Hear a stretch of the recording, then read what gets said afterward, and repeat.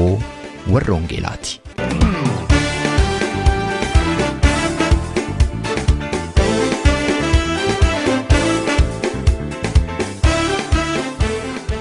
Nagaan Waaqayyoo isiniif baay'atu jaallatamtootaaf kabajamtoota dhaggeeffattoota keenya kun raadiyoo warra Wangeelaa tamsaasa roobii Mee 20 bara 2015ti. Eebila 23-28 bara 2015 Luuyi Bantii Ujuluu gaaffiif deebii Oromiyaa Miidiyaa Neetwoork irratti kennanii turan irratti yaada kaaniif deebii kan ta'u xalayaa obbo Ittaanaa Habtee qorataa seenaa Yuunivarsiitii Loondon irraatii nu ga'e kutaa tokkoffaa torban sanbadduraa darbee isiniif dhiyeessuun keenya ni yaadatama. Kutaa sattaanu yeroo biraa akka qabannee dhiyaannu dubbannee turre kanas ni yaadattu jenneetu abdanna. Sagantaa keenya irraa keessatti barreeffama isaanii qofaa otoo hin ta'in obbo Ittaanaadhuma qabannee isiniif dhiyaanneerra. Obbo Ittaanaan ofii isaanii dhaggeeffattootatti beeksisuudhaan maree keenyaa nu jalqabu. Egaa hanga xumura sagantaa keenyaatti akka obsaan waliin turtan kanan isin affeeru. Qopheessaa sagantaa kanaa ana Roobsan Makkootii sagantaa keenya wajjin yeroo eebbaa qabaadhaan isiniin jedha.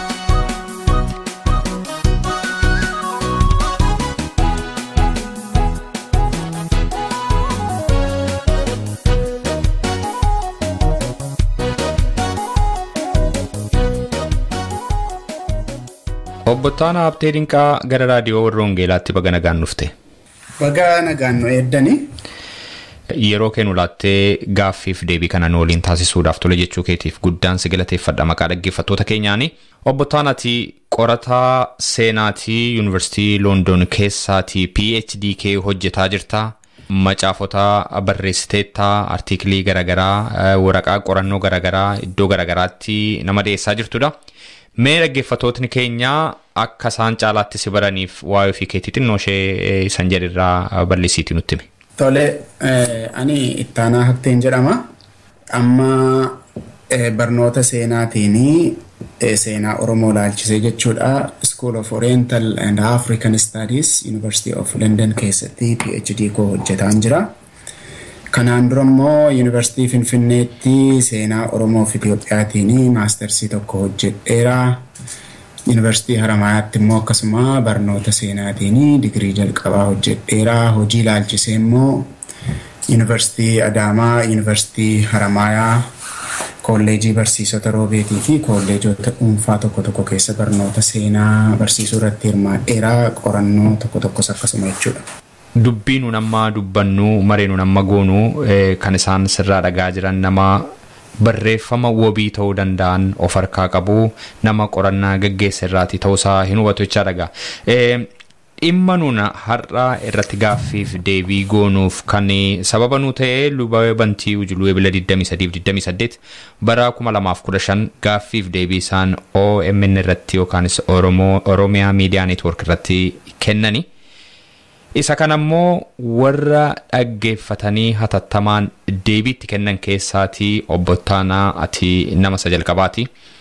Barreeffama fuula 34 qabu qabxii gurguddaa gaaffiif deebii sana keessatti ka'e irratti hundaa'uudhaan deebii kenniteetta. Caaffata ati dhiyeessite irratti waa'ee qaalluu kan jedhu kaasteetta. Qaalluun kun maal akka ta'e akkuma beekamu Luuyi Bantiin amantiin kiristaanaa kun qaalluu balleesse kan jedhudha. Kanarraa kan hafes qabxii gurguddaa baay'ee kaasteetta caaffata sana keessatti. Mee qabiyyeen caaffata keetii maali atumti jalqaba nutti miti sabooddee gara gaaffii kootiitti hin ce'a. Tole obbo Roobsan galatoomii qabiyyeen barreeffama ani barreessee qabxiilee gurguddaa achi keessatti gaaffiif deebii sana keessatti kaafaman kan ilaallatudha. Gaaffiif deebii sana keessatti yaadota wal makanii clarity kan dhabanii ituu kontekstii lafa hin kaa'aminii fi lafa itti wanti beekamaanii fi wanti hin beekamne dhugaaniif sobnii beekumsiif wal dhaalumni lafitti wal makee waan ta'eef ani barreeffama kana barreesse. Kanaafi qabxiilee gurguddoo ani achi keessatti irratti xiyyeeffadhe keessaa inni jalqabaa waa'ee qaalluu isaa yaada Luuyi Bantiitiin dhiyaate babal'ina kiristaanummaa warra wangeelaatii wajjin wal qabatee qaalluu balleesse yaada jedhuun kan wal qabatedha. Inni jalqabaa qaalluun maal akka ta'ee fi babal'inni amantii kiristaanummaa warra wangeelaa kan inni irratti duule dhuguma qaalluudha moo qaalluu miti kan jedhu kan dubbatudha. Qabxiin inni tokko achi keessaa. Qabxiin inni lammaffaan immoo jijjiirama barootaatii fi sirna kolonii Afriikaadhaa haala Oromoo saba Oromoo yaada keessa galchuudhaan kan barreeffamedha. Maanni inni kun immoo kutaan kun kan inni irratti xiyyeeffatu koloniin Afrikaa keessa turee fi haalli Oromoodhaa akka inni garagara ta'e haalli itti kiristaanummaanii ardii Afrikaa iddoo biraa keessa babal'atee fi Oromoo keessatti ittiin babal'atee wal fakkaatullee tasuma akka inni adda adda ta'e kan dubbatudha kutaan tokko. Kutaan inni kan biraan immoo wanti inni irratti xiyyeeffatu qabxiilee gurguddoo achitti ka'an keessumattu waa'ee qabsoo bilisummaa yookaan immoo qabsoo walabummaa Oromootiin wal qabate waldaan kiristaanaadhaa ga'ee maalii qabdii kan jedhudha. Inni kan biraan immoo gaaffiif deebii sana keessatti lubni bantii ujuluu silaa namni gumaacha waldaan kiristaanaa qabdu yoollee balleesteettis jedhanii waan balleestellee hin qabdu wal bira qabanii silaa bu'aa seen buuftes dubbachuu kan isaan irra ture qabxii isaan hojii koo jedhanii bira darban kan dubbatudha.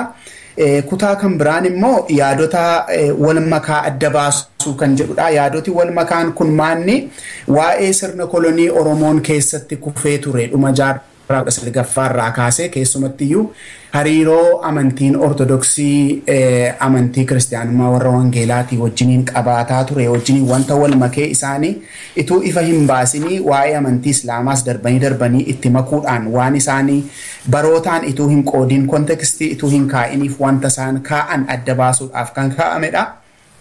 Inni kan biraan immoo dogoggora namooti dhuunfaan darbanii tarii miseensa waldaa kiristaanaa ta'aniitu jiranii hojjetanii fi ejjennoo waldaan kiristaanaa waa'ee saba Oromoo qaqqabuu irratti qabdu adda baasee kan dubbatudha. Inni kunis haasaa isaanii keessatti wanta ifa baafamee hin haasa'amnee fi jechuudha. Inni kan biraan kutaan inni kan biraan kan inni irratti xiyyeeffatu waa'ee dogoggora Oromiyaa Miidiyaa Neetwoork uumedha.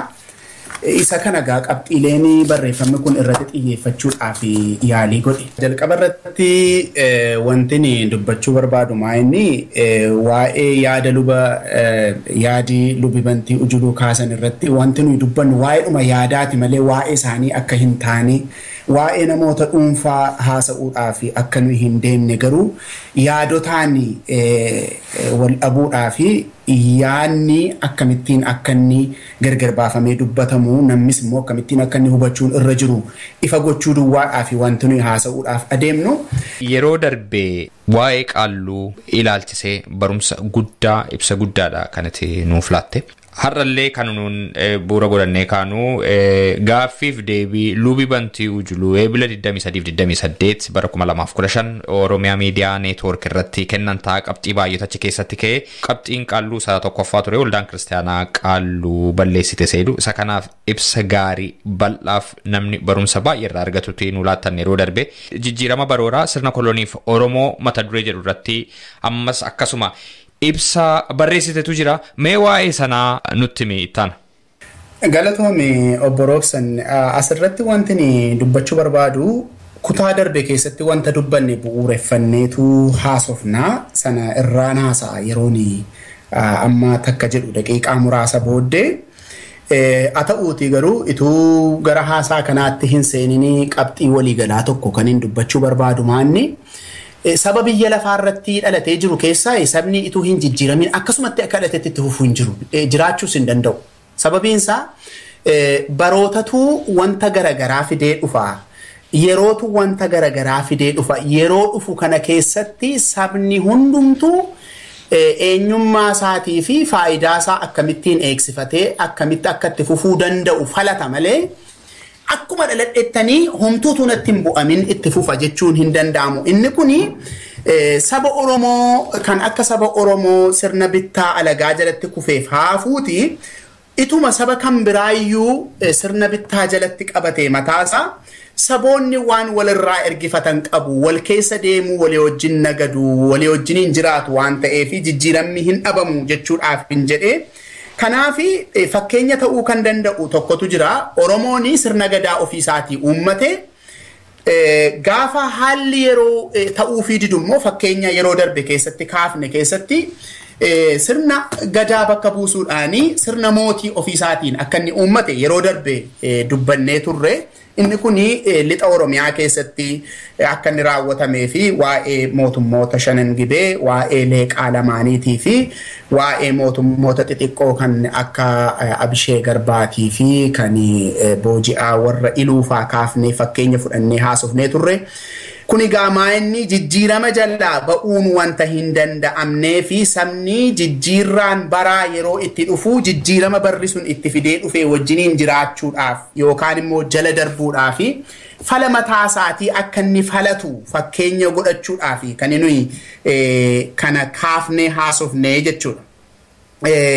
Ilaalchii fi ibsi lubi bantiin ujuluu kaa'an egaa wanta dhiise tokko qaba. Maayinni wantoonni baraan yeroo jijjiiramanii baraan daangeffamnee haasa'uutu nurra jiraata.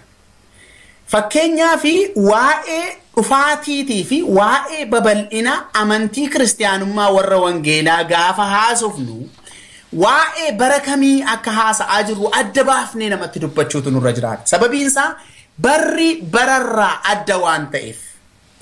Itoophiyaanuma keessatti iyyuu sirnuma empire Itoophiyaa jala ta'e yeroo Minilik bulchaa turee fi yeroo itti Iyyaasuun dhufe garagarummaatu jira. Iyyaasuun darbe yeroo Tafariin dhufe mootii of godhusi garagarummaatu jira. Yeroo Tafariin rukutamee Xaaliyaaniin dhuftus immoo garagarummaatu jira.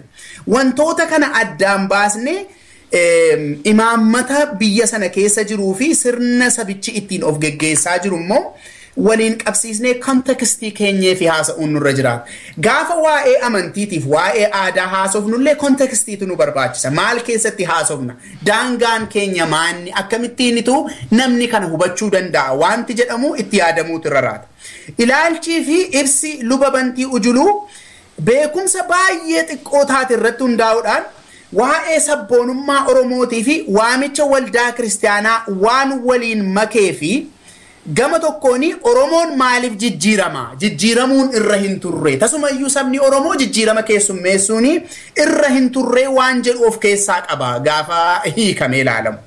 Gama biraadhaani deebistee haaluma xiqqoodhaan gaafa hiittu yaada kan biraa tokko of keessaa qaba. Yaadi isaan calaqqisiisan maayinni ituu amantiin kiristaanummaa warra wangeelaa hin dhufne ta'e Oromooni sirna kolonii jalatti hin kufu ture.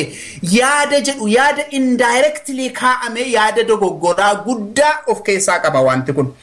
Gaafa deebifnee immoo xinnoo see sadarkaa olaanaatti ol bunnee hiiknee ilaalla yoo jenne immoo Oromoo harkaaf miilla hidhee sirna koloneeffataa Itoophiyaatti yookaan immoo sirna Habashaatti kan dabarsee kenne amantii kiristaanummaa warra wangeelaati waan jedhan isin fakkaatu haasaa isaaniirraa. Kuni dogoggora guddaadha. Sababiin isaa akkuma yeroo darbe kutaa darbe keessatti haasofne amantiin kiristaanummaa warra wangeelaa kan dhufe erga Oromoon mootii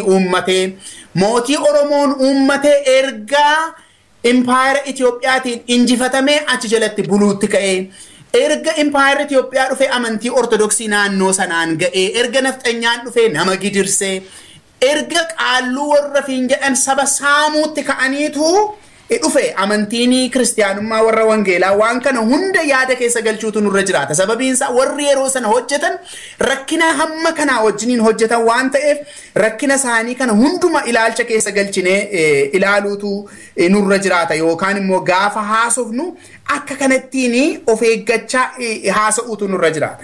Gama biraadhaan yaadni lubi bantiin ujuluu waa'ee kanaa irratti calaqqisiisanii internal dynamics waan nuyi jennuuntu jira. Oromoo dhumti mataansaa keessa isaatii wantoota baay'eedha qaba.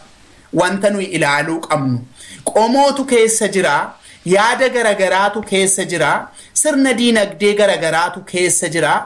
Amantiidhaanis yoo ilaalle har'a mataasaa wanta garagaraatu keessa jira. Internal dynamics jennaan warra kana.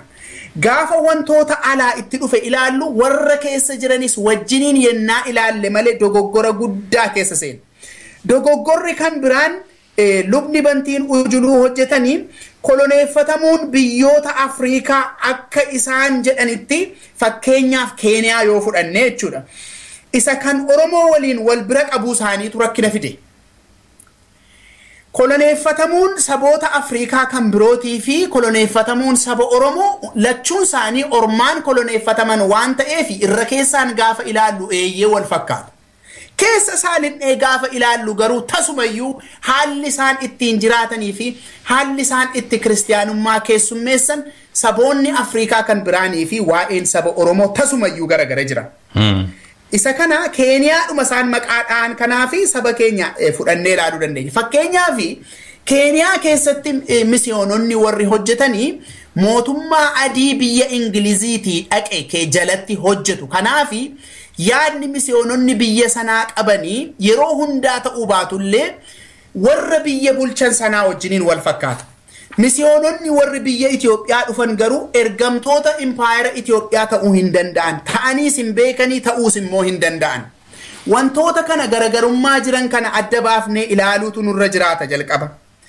Dhimma misiyoonota Oromoo fi saboota Afrikaa biroo keessatti hojii amantii hojjetan wanti tasumaa faallaa isaan taasisu sirna koloneeffattoota sirna garagaraa qabaniin koloneeffatamuu isaanii.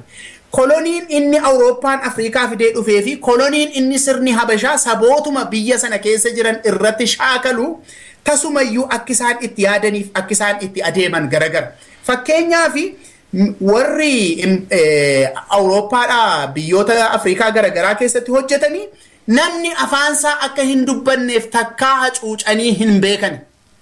Afaan kee hin dubbatin jedhanii hin beekan. Uummanni Oromoo garuu yeroo itti Habashaan isa koloneeffate kaasee afaansaa akka inni hin dubbanne, aadaa isaatti akka inni hin fayyadamne danqama guddaatu irra ture. Amantiin kiristiyaanummaa warra wangeelaa yeroo dhufu seera kana cabseetu dhufe. Seera kana cabsuu jechuun maal jechuudha? Afaanni Oromoo afaan mootummaa ituu hin ta'in, afaan mana barumsaa ituu hin ta'in, afaan mana murtii ituu hin ta'in, afaan ittiin hojii irra oolamee mootummaan ittiin hojjetu ituu hin ta'initu wangeela afaan Oromootiin lallabuu wanta jedhamu fidatee dhufe amantiin kun. Kanaafituu tokko garagarummaan guddaan mul'ata misiyoonota warra kanii Awurooppaadhaa dhufanii fi misiyoonota warra Itoophiyaa keessatti hojjetaniif. Duubarra hin kaafna barri itti mootummaan Haile Sillaasee bara 1944 keessa labsii baaseeni misiyoononni Itoophiyaa keessatti hojjetanii afaan Amaaraa malee afaan kan biraatti hin fayyadamin yeroon itti jedhamee mootummaan labsiidhaan dubbate jira. Sana boodarratti deebina. Ammaaf garuu jalqabuma yeroo dhufan warri kuni saba afaansaa akka inni dubbatuu fi hin gargaarani akka inni itti fayyadamuuf gargaaran. Ijoollee isaa fuudhanii barumsa barsiisanii fi afaan kan biraas barsiisanii fi mana barumsaas bananii fi mana qorichaas bananii fi akka inni jireenya isaa itti fufuuf rakkina irraa cabsani malee rakkina kan biraa itti fidanii hin dhufne. Kun garuu haala biyyoota Afrikaa kan biraa keessa jiru wajjiniin tokko hin taasisu. Haala itti misiyoononni hojjetaa turan. Manni barumsaa banamaniiru iddoo biraatti eeyyee. Manni qorichaa banamaniiru eeyyee. Waa'een afaaniif waa'een aadaa garuu biyyoota Afrikaa kan biraadhaa fi Oromoo gaafa wal bukkee qabnee ilaallu wantoota baay'ee garagara ta'anidha jechuudha. Sirumaa amantiin kuni gaaddisa ta'eef Oromoodhaaf. Gaaddisa akkamii ta'ee fi ijoolleen waggaa 10 hin guunne yeroo seen nafxanyaadhaan qawwee habaattu, hoolaa hatissitu, sa'a hatissituuf jedhame akka garbaatti yeroo seen qabamtu lafii dallaa warra mishinariidha yookaan immoo misiyoonotaadha lafa itti ijoolleen akkasii baqattee dhattee itti galtu ta'e. Kanaaf gaaddisa ta'aniif jechuudha. Lafa baqatanii itti galan duwwaa miti. Lafa mana barumsaa ta'eef, lafa mana qorichaa ta'eef, lafatti wanta garagaraa wajjin wal baran ta'eef. Kanaafi garagarummaa guddaatu jira. Isaan kana wal bira qabnee ilaaluun dogoggora guddaa nuti ta'a. Waa'ee biyyoota Afrikaa kan biraatiif waa'ee Oromoo wal bira qabnee ilaaluun dogoggora kan biraa nutti fidaa jechuudha. Kanaafi jijjiiramoonni bu'uuraa akkasii adeemsa bal'ina amantii kiristiyaanummaa warra wangeelaa barsiifataa fi aadaa Oromoo irratti geeddarama akka inni fide dhoksaa miti. Keessumattuu xiyyeeffannaa waldaa kiristiyaanaa kan ture barsiifata hamoo warra ta'an addaan baasanii saba keessaa loluudha. barsiifata hamoo warri nu jennuun kuni tokkoffaa duudhaa aadaa yookaan immoo duudhaa barsiifataa macaafa qulqulluudhaa wajjin waliin galle. Fakkeenyaaf dhiirri tokko haadha manaa lamaaf isaa ol fuudhuu, lammaffaa alkoolii dhuganii machaa'u, sadaffaa weennoo. Kana waldaan loluunsee dhugaadhaa loltees immoo sabaaf bu'aa buufteetti injifannoodhaanis immoo keessa dabarteetti. Kana jechuun waldaan yeroo kana loltu rakkinni irra hin turre. Yeroo sana namoonni dhuunfaa tokko tokko wanta kanarratti maalifitu haadha manaa lamaa fi isaa olii namummaa isaanii cabsinee maaliif hin fuunu jedhanii warri falmatan jiru dhuunfaadhaan jechuudha. Kun garuu ejjennoo waldaa keessa hin turre. Jijjiiramoonni akkasittiin saba keessatti dhalachaa dhufan, hawaasummaa sabaa keessatti dhalachaa dhufan kuni ilaalcha keessa galfamuutu irra jiraata jechuudha yeroo wantoota kana wal bira qabnee haasofnu.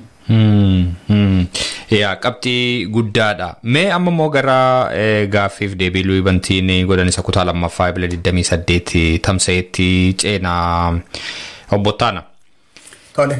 Kutaa lammaffaa sana keessatti akkuma tiyyuu keesse gumaachi waldaan kiristaanaa baroota keessatti goote haguugameetu akkuma nutti himaa turte faallaa isaati kan ka'aa ture.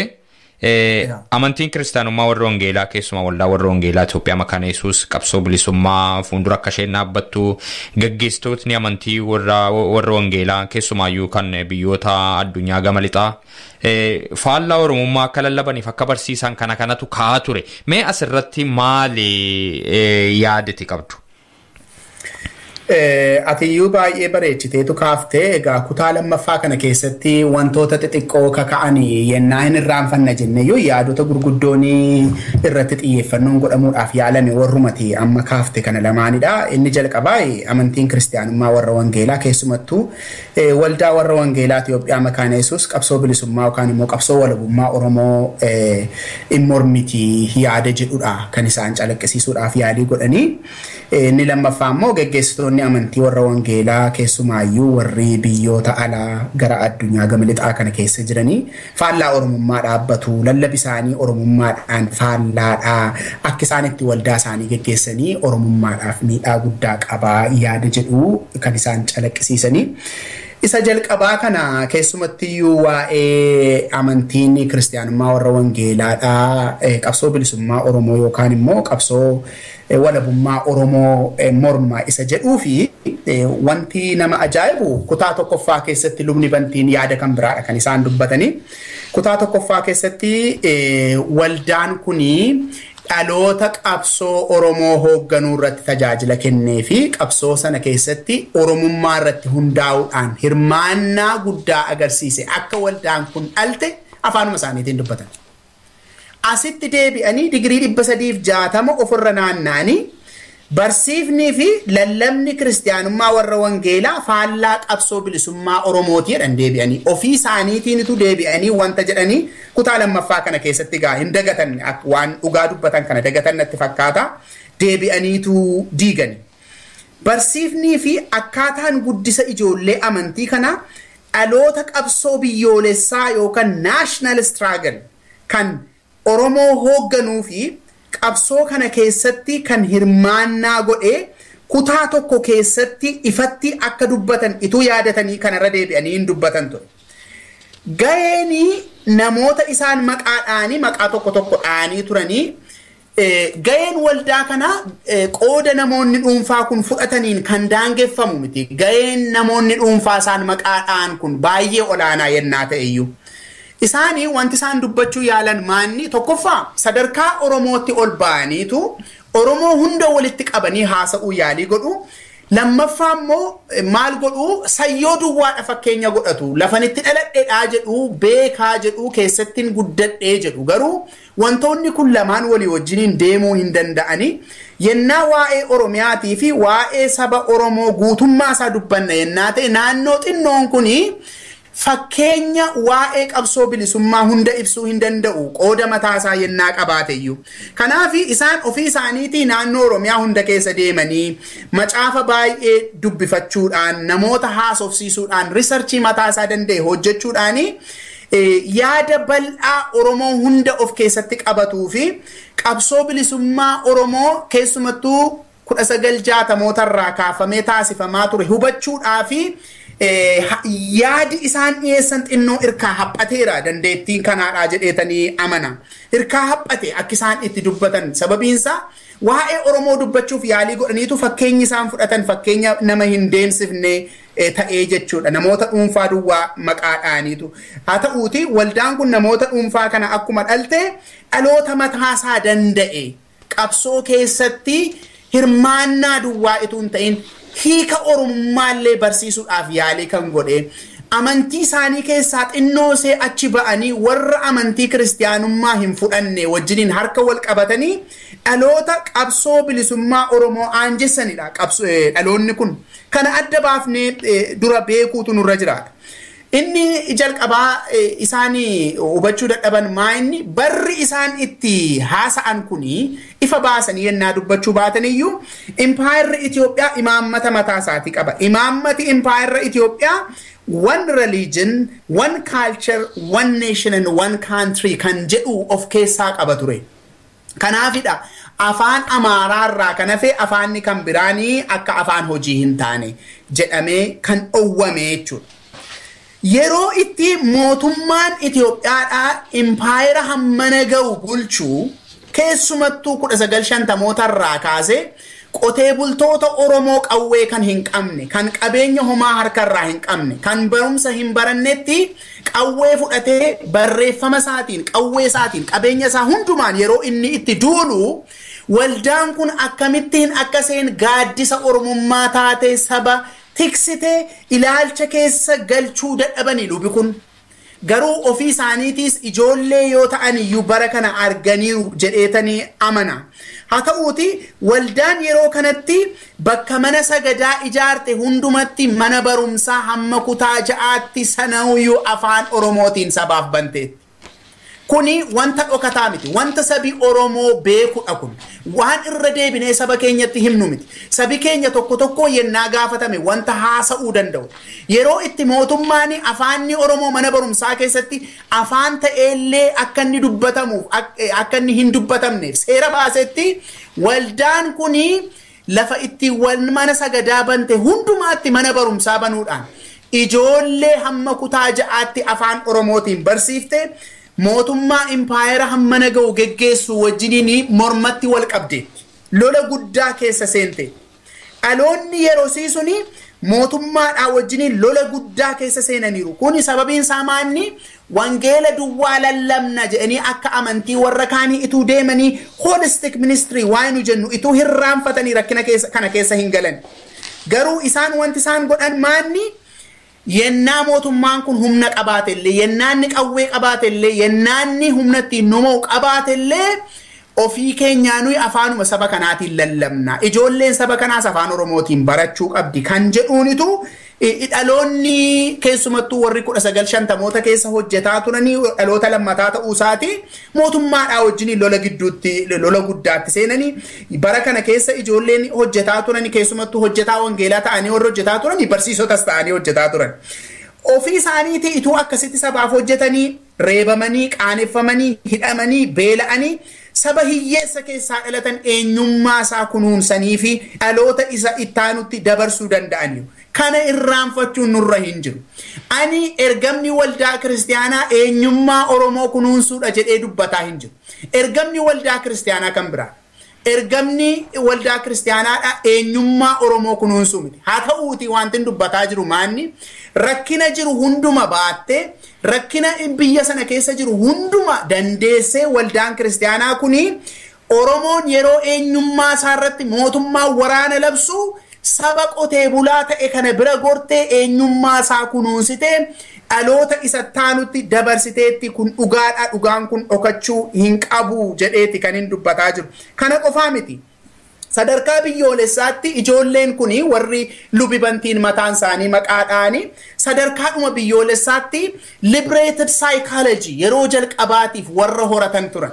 Maanni kuni koloneeffattoota ittiin qabsaa'uu duwwaa ituu hin ta'in waanjoo dhumti gabrummaa kun cabee Oromoon bilisa ta'uu qaba ijoollee jedhanillee dhalteetti waldaan kun kana isaanis dubbataniiru ibsuudhuma barbaadeetani maleessa kun dhokachuun irra hin jiru kanaafi dhaloonni kuni kiristaanummaa keessaa iyyuu achi ba'anii ideology amantii isaanii wajjin waliin fudhanne ideology yeroo sana addunyaa irratti baay'ee babal'atee jiru harka isaaniitti qabachuudhaan ijoollee Oromoo warra naannoo biraa warra amantii isaanii wajjin illee waliin galle wajjin walii galuudhaan Oromummaa jalatti walii galuudhaan gaaddisa Oromummaa godhachuudhaan saba isaaniitiif hojjetaniiru kanaafi lubni bantiini wanta tokko of gaafachuu dadhaban yaada isaanii keessatti maa'inni waggaa 100 olii fi empire Itoophiyaa eenyummaa Oromoo irratti yeroo duulu eenyummaa Oromoo irratti yeroo waraana banu qabeenya hamma kana qabaate loltuu hamma kana qabaate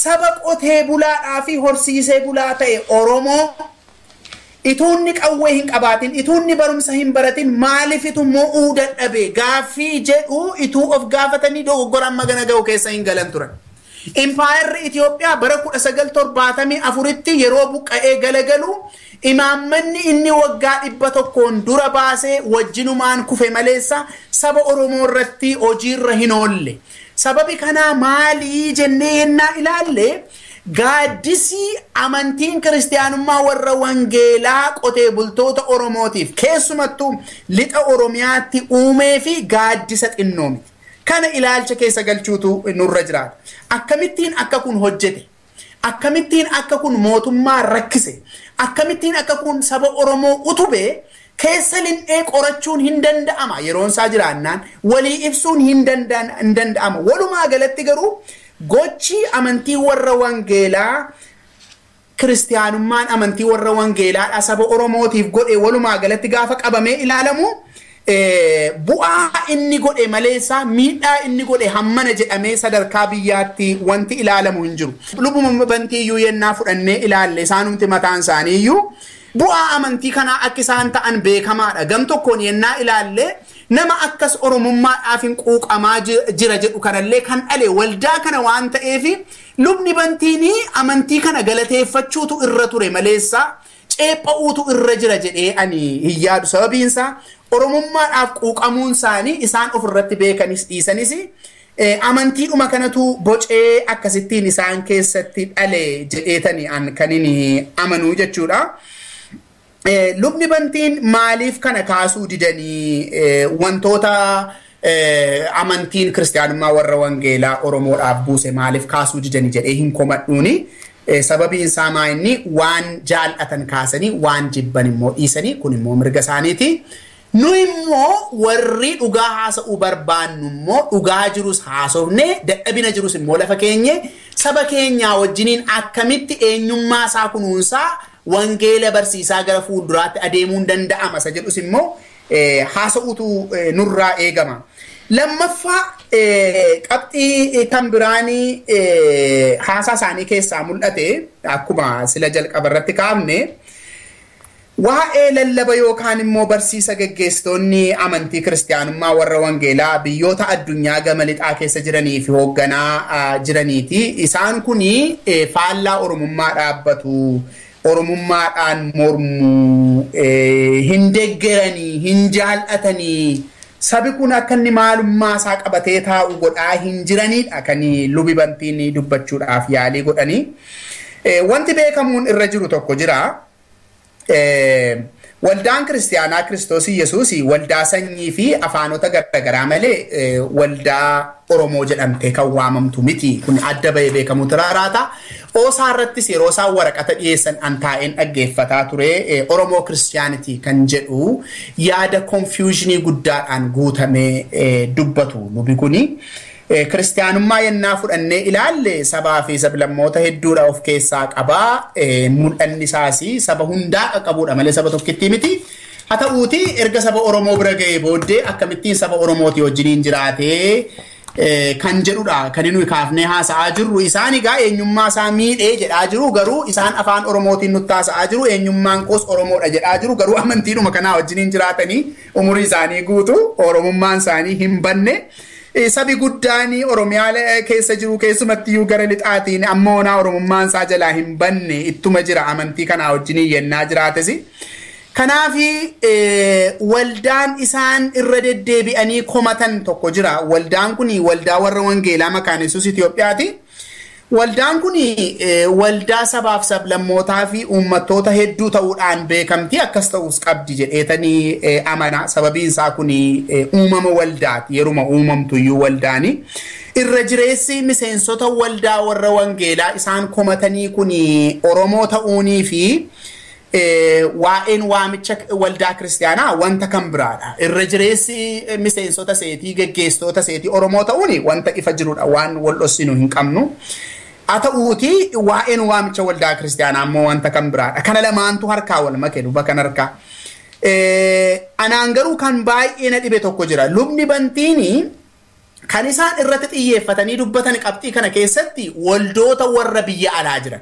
Keessumattuu addunyaa gama lixaa Awurooppaa, Ameerikaa, Awustiraaliyaadhaa fi kanneen kana fakkaatan keessa warra jiran irratti xiyyeeffatanii haasa'u. Fakkeenya godhatanii irra deddeebi'anii kan isaan waaman garuu waldaa maqaan Yesuusiiti. Kuni fakkeenya dogoggoraati. Sababiin isaa waldaan maqaan Yesuusiidhaa miseensota dhuunfaadhaan dhufan ergite maleessa waldaa dhuftee hin banne isa kanarratti irkaa wal makeeraa jedheetanii an kan inni amanu luba kan harkaa jechuudha. Mata duree kana keessa ituu hin darbini wanta tokko kaasuun barbaachisaadha. Wantani irratti xiyyeeffachuu barbaadu waa'ee akkaataa itti gaaffiin isaaniif dhiyaatetu jira yeroo deebisan. Waldhaaluma isaaniitiif dogoggora isaanii duwwaa miti. Akkaataa itti gaaffiin isaaniif dhiyaatetu jira. Keessumattuu tamsaasa isaa Ebla 28 bara 2015 qilleensarra oolirraa gaaffiin jalqabaa gaazexeessaan Dammaqee Nagaasaa dhiyeesse.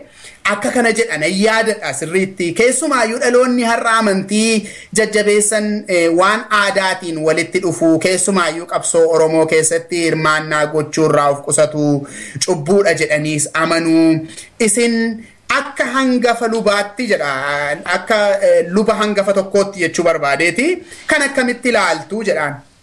Waa'ee OMN dhumarratti hin haasofnaa yookaan kutaa kan biraa keessatti kaafnee haasa'uu hin dandeenya.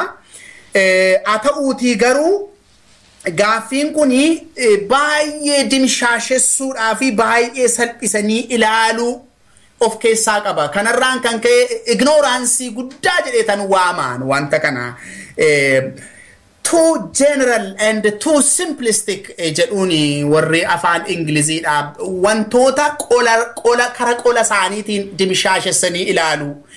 Hubannaa gadi fagaataa hin taane dhabuu jechuudha. Baay'ee gaaffii dimshaashaadha kan inni dhiyeesse. Amantoota miliyoona hedduutti lakkaawwaman kan bakka bu'u miti. Sababiinsa yeroo gaaffii kana gaafatu gaazexeessaan kuni eddattoo amantoota meeqaa akka inni fudhate ani hin beeku. Waa'ee Oromiyaa haasa'aa jira moo waa'ee addunyaa gama lixaa jira wanti beekamu hin jiru. Ofii isaati riisarchii hojjete qaba waa'ee kana dhuunfaadhaan amantoota tokkoon deeme akkaataa isaan itti yaadan sansakkaa isaanii isaan Oromummaa irratti qaban irra deemeetu riisarchii hojjete wanta nutti hime hin qabu yookaan immoo riisarchii hojjetamee bu'aansaa maxxansiifamee sabaaf gadi ba'ee dubbisee kana hubate wanta tokkoyyuu wanti beekamu hin jiru.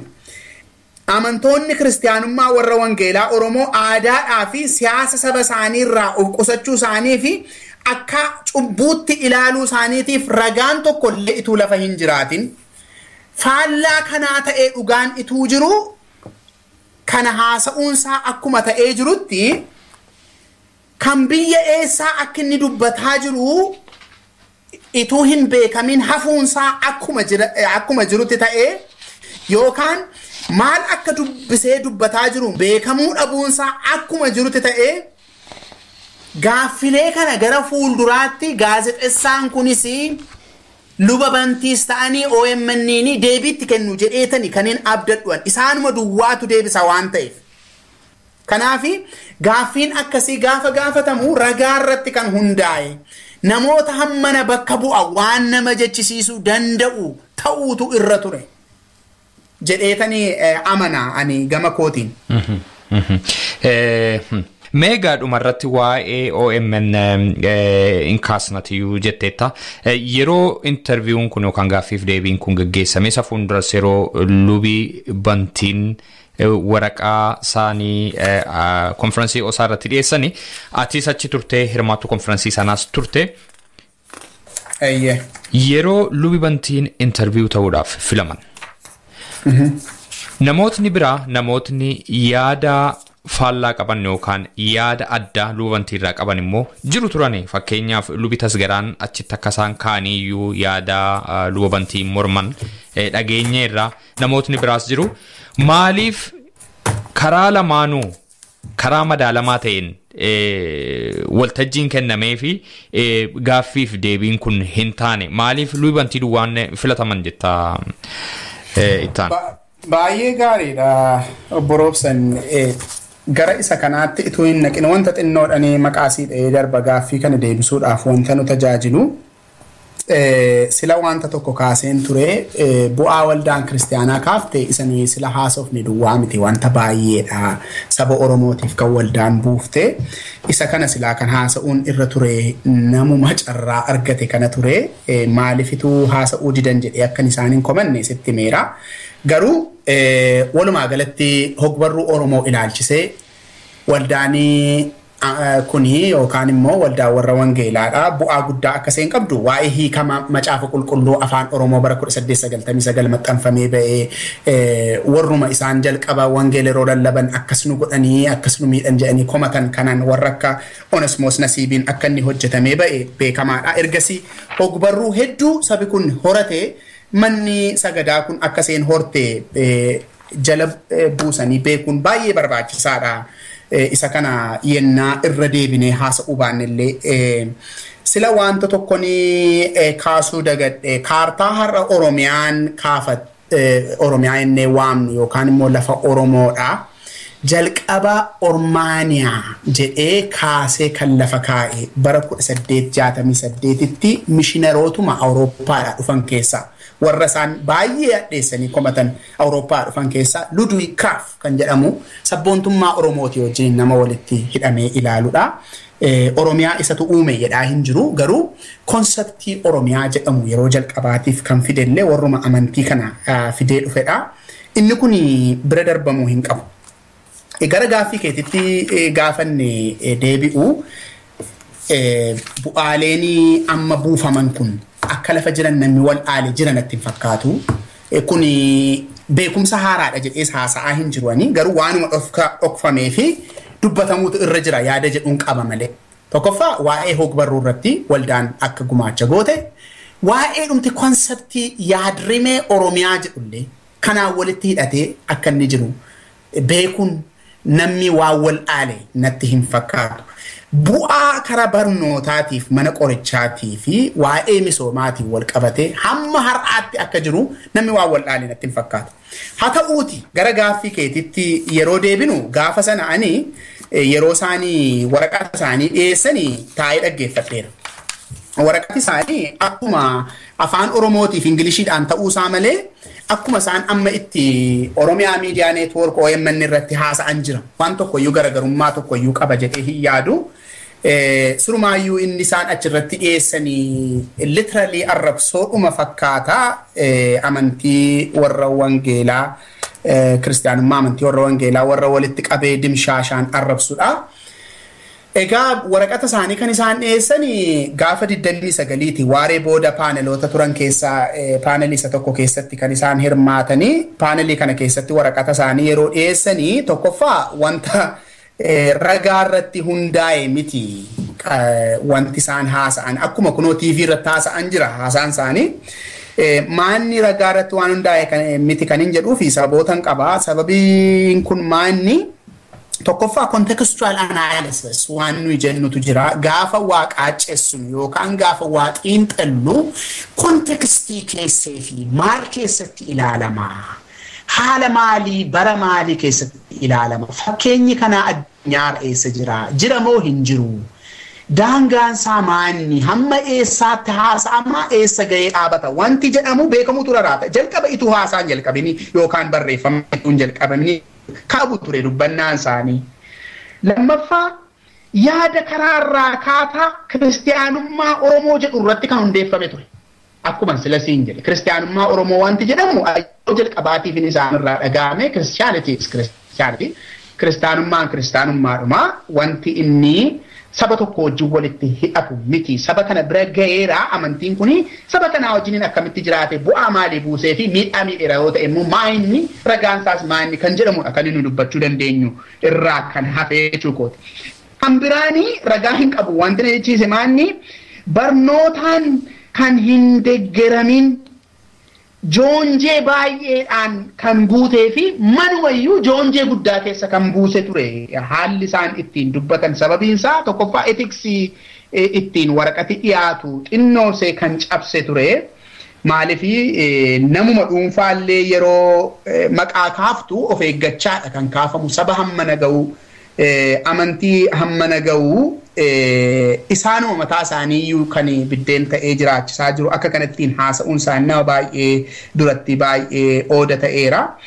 Garri caalaan saagaa akkuma sila siin jedhe wanta beekumsirraa argamudha jedhee an gama kootiin dhuunfaadhaan hin fudhanne arrabsoodha baay'een isaa litiraali. Achumatti carraa argatanii lubi tasgaraan hirphoo ragaa tokko kaasuudhaan gaaffii gaafatanii turan akkuma sila kaafte. Anis achuma taa'een dhaggeeffachaa ture dubbannaan kan godhamu afaan Ingiliziitiin ture.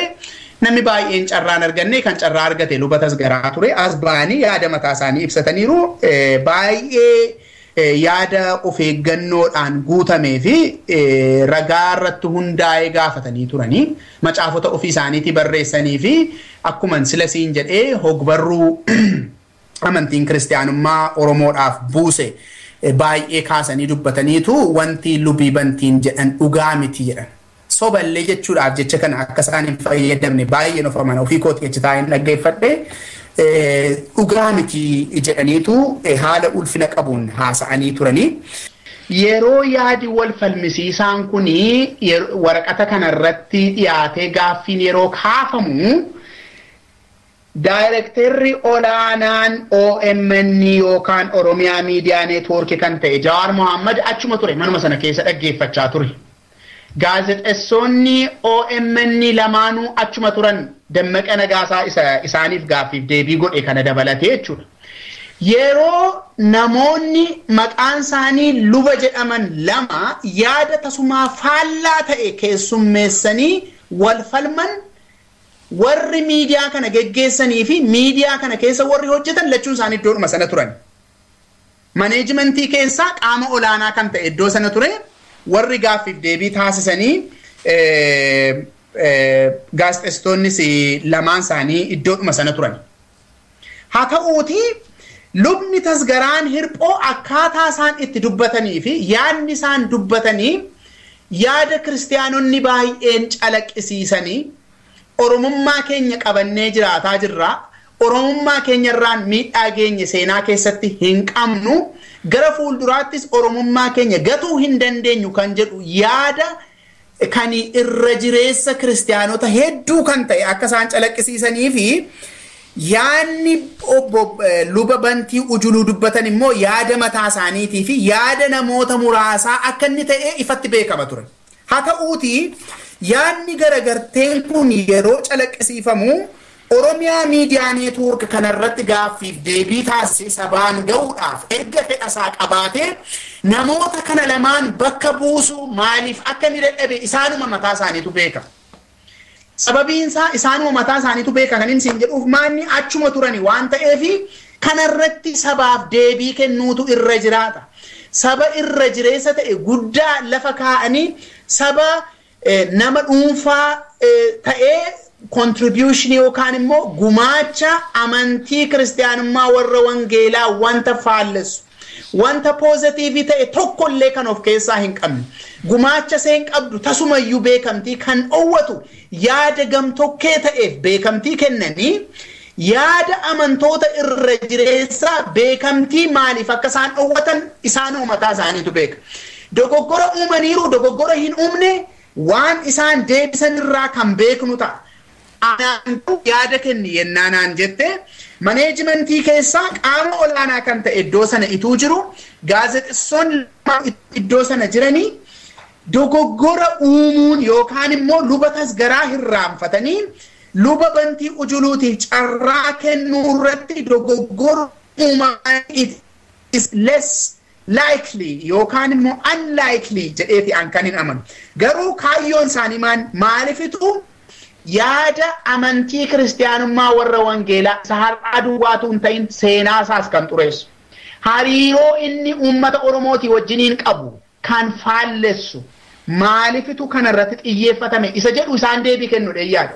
Lammaffaa Oromiyaa keessaatii sabni guddaan amantii hordofu yenna maajoritii Oromoo ta'uu baateyyuu lixi Oromiyaadha amantii inni hordofaa jiru kana gadi qabuun irratti lola banuun maaliif akka inni ta'e dogoggoraan godhan immoo ituu beekanii godhani waan jedhu OMN'n gaafa gaaffiif deebii kana dhaga'u sabaaf gadi ba'eetu deebii kennaa amantii jedhuun qabaan.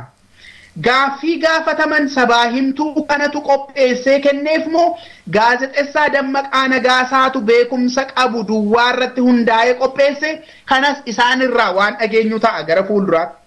Maaliif amantii hunda keessa waa'ee waldaa warra wangeelaa qofaa irratti xiyyeeffachuun barbaachise gaaffii jedhus isaanumarraa deebiisaa dhageenya hin abdatu.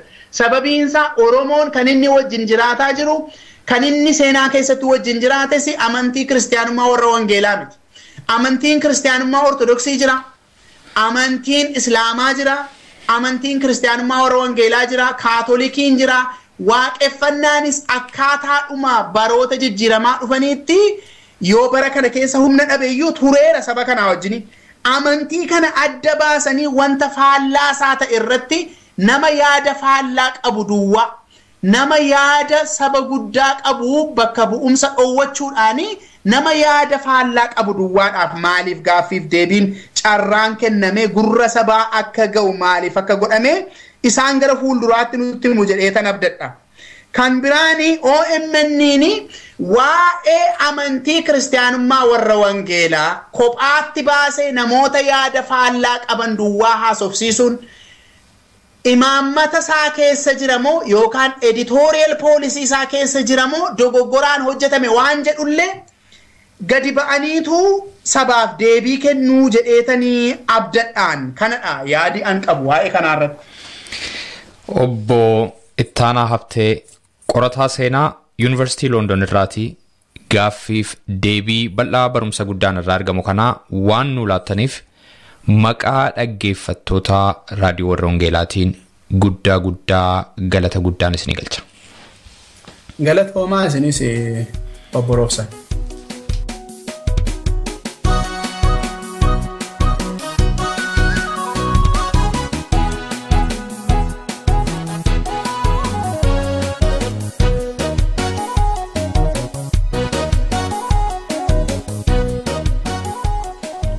Dhaggeeffattoota keenyaa sagantaa keenya irratti akka eebbifamtan abdii qabna. Har'aaf kan nuun isiniif qopheessine kanuma sanbata duraa dhuftu qophii biraatiin walagarraa hammasitti nagaa waaqayyootiin